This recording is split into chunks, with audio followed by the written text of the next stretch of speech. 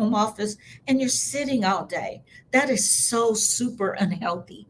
Now, I have a Versa desk where I can stand and work or sit and work, and it's on a timer. So I know throughout the day to get up off my behind and stand up and let my body move naturally. Get some motion, some exercise. If you're not exercising at least 3 times a week, at least, change your situation. Okay? Do that because it will help you get your body moving, and that releases all those happy hormones, oxycontin, all these things that the body releases in exercise that makes you feel better. It also moves the bad things out. It detoxifies the body. Okay? Now, third thing, mindfulness. We talk about a lot about, yes, sis, we sure do. We sit too much. Let's talk about what mindfulness is because I'm working right now on my fourth ebook and I'm going to talk about mindset. I'm not exactly sure how it'll go, but I'm working on it and thinking about it now.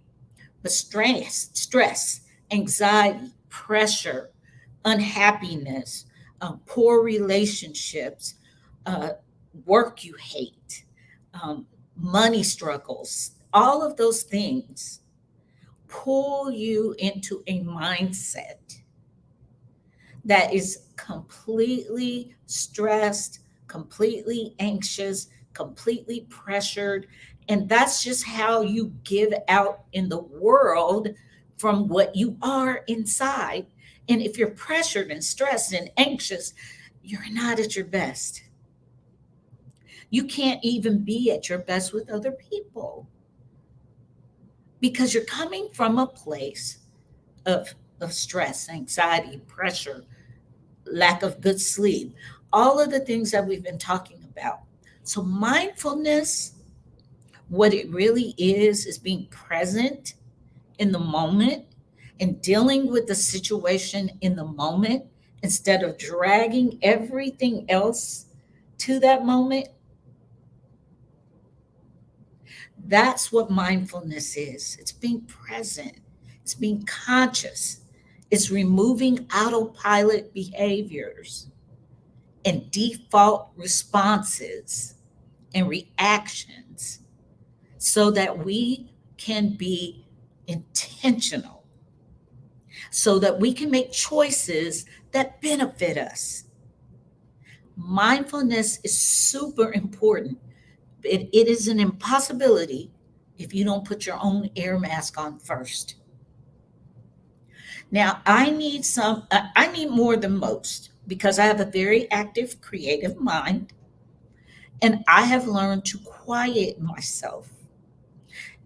10 steps set the people that are close to me that I require a lot of silence.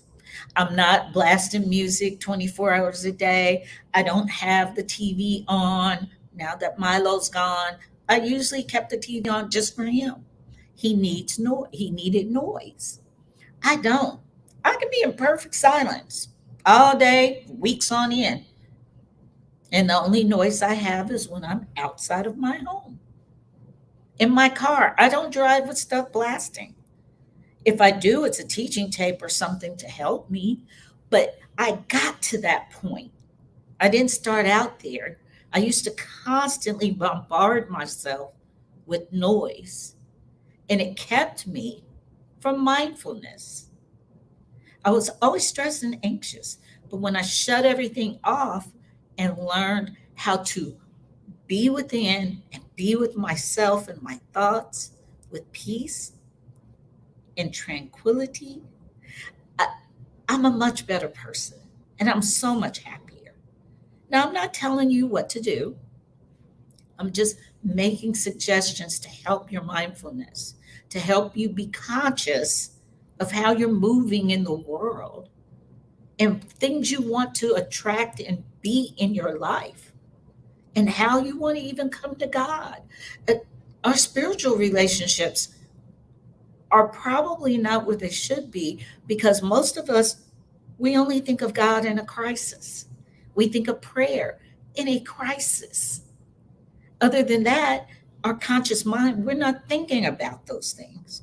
We may pray over our food. That's about it. Have you ever wondered what it might be like to commune with God, to have an open pathway to hear from Him? Because He's not going to scream. He doesn't have to. He's God. He's not going to interrupt you. You have free will. If you want to learn to be more mindful, start with some silence. Understand being mindful and being intentional requires focus. Okay? Balanced nutrition. Number 4. As tempting as it may be to just shove food down your mouth or drink on the fly, like I keep my big water bottles, I have a circle bottle, I have juice, because I like sometimes when I can't drop everything and go eat. And yeah, I bought orange juice with this white outfit. Anywho, it is so important to nutrients are so important. Having the right balance in your body for your hormonal and physical health. You really, this is self care 101. I want you to take better care of yourself. Have you had blood work done to know what your body's doing? Do you know your hormone levels, women, especially as women in menopause? I got through menopause pretty much without any medication. And it started with nutrition, how I eat. Do I dine? And I've started fixing my gut issues because of the how I chew my food now. I chew my food properly. I don't drink and sip while I'm eating. All these things deal with how your body absorbs nutrients. But working on your nutrition is best done with your physical doctor.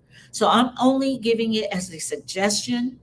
And I'm not going to give you too many suggestions because people will listen to what works for me and think that will work for them.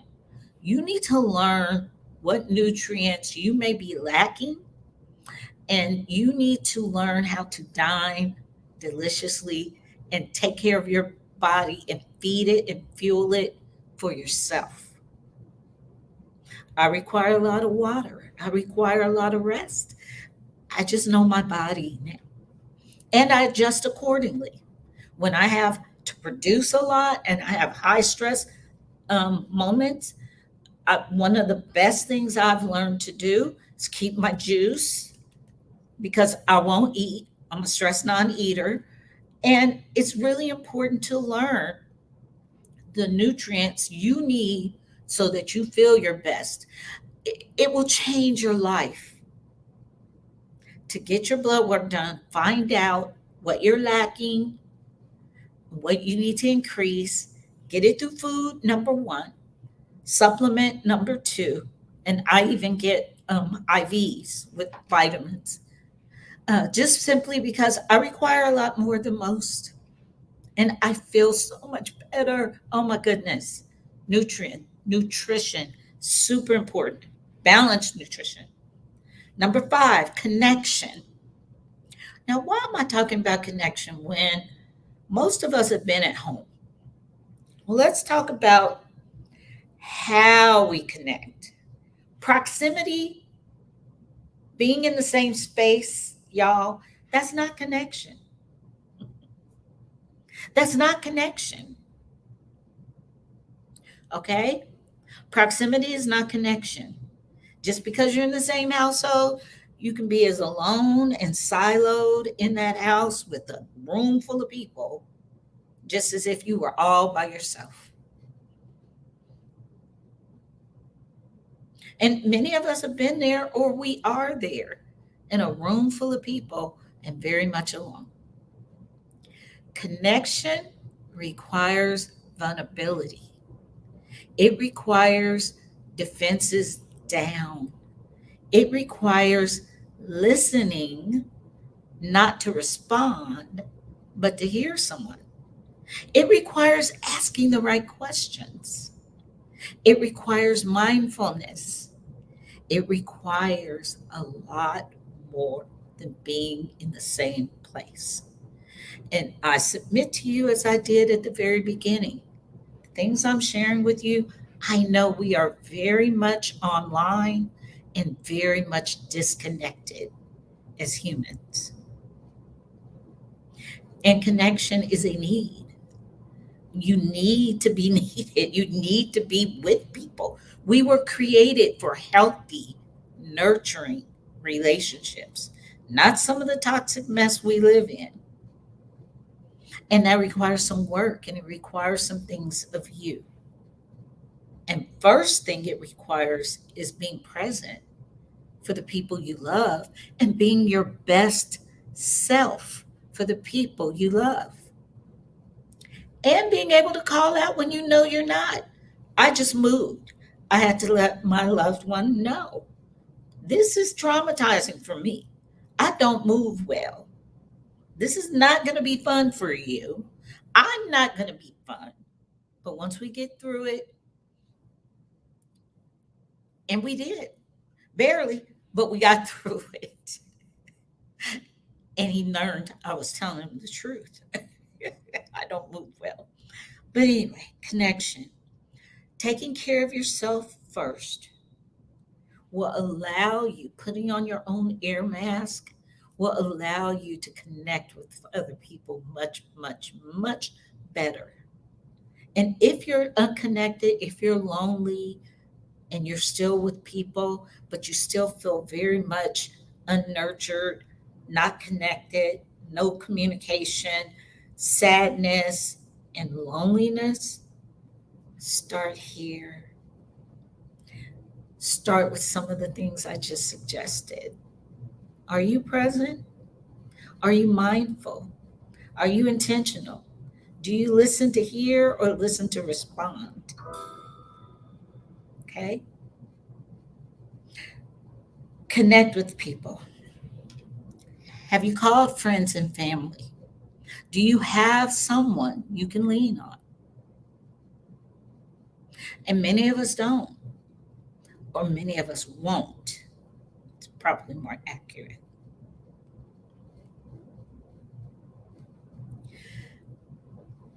And it's not safe to cast your pearls before swine,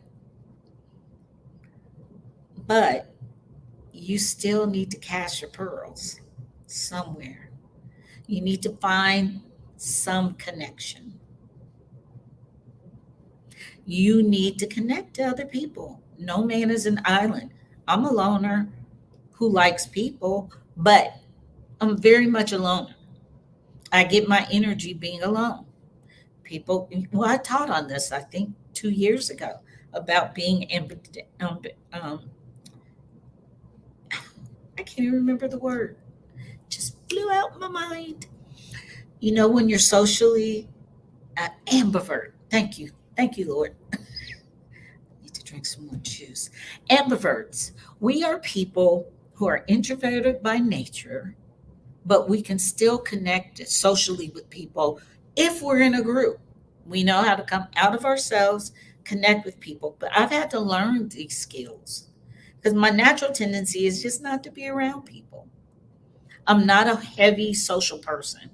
But now I make a regular practice of going to hang out with my sisters and going to brunch like I did this weekend. And I'm in a very healthy, happy relationship. So those things have really helped me come out of myself.